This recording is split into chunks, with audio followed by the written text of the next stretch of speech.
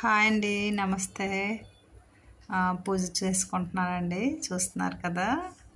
అదొక ఆనందం అని ఎప్పుడూ చెప్తూనే ఉంటాను. ఇంకా ఆనందమే ఆనందం, హ్యాపీ, ఆరోగ్యం, అలాగే మంచి విషయాలండి కొన్ని చెప్పుకుందాము. దేవుడిని 2 చేతులు జోడించి కోరుతున్నానండి, అందరూ ఇలాగ చేయాలని. రోజు దేవునికి పూజ చేయాలని కోరుకోవాలి. దాని వలన ధనము మనకి వస్తుంది.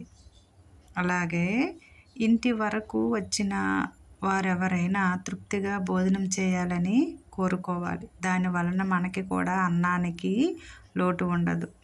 అలాగే ప్రతిరోజు ఆలయానికి వెళ్ళి దర్శనం చేసుకోవాలని దేవుణ్ణి కోరుకోవాలి. దాని వలన సంపూర్ణ ఆరోగ్యం తప్పకుండా వస్తుందండి.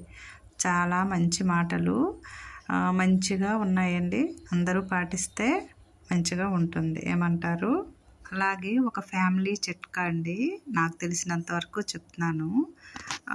చిన్న చిన్న ఫ్యామిలీలు అంటే ఇంకేం చెప్పలేము కానండి, కొంచెం మనం కొద్ది పెద్ద ఫ్యామిలీ కలిసిమెలిసి ఉండేటప్పుడు కొందరు ఏం చేస్తారంటే మంచిగా కలవడానికి, మంచిగా ఉండడానికి మనసు అంగీకరించదండి. వాళ్ళ స్వార్థం వాళ్ళకి ఏదో ఉంటుంది వాళ్ళ మనసులో, అది మనకు ఖచ్చితంగా తెలుస్తుంది. అలాగే తెలుసుకునేటప్పుడు మాత్రం వాళ్ళని బలవంతంగా మనం మార్చలేమండి. వాళ్ళకి వాళ్ళే మారాలి. ఇది ఖచ్చితంగా చెప్పగలం. అంతా దేవుని దయ, దేవుడే మార్చాలి. వాళ్ళ గుణమే అలాంటిదని మనం అనుకోవాలండి. వాళ్ళని మార్చలేం. ఏమంటారు?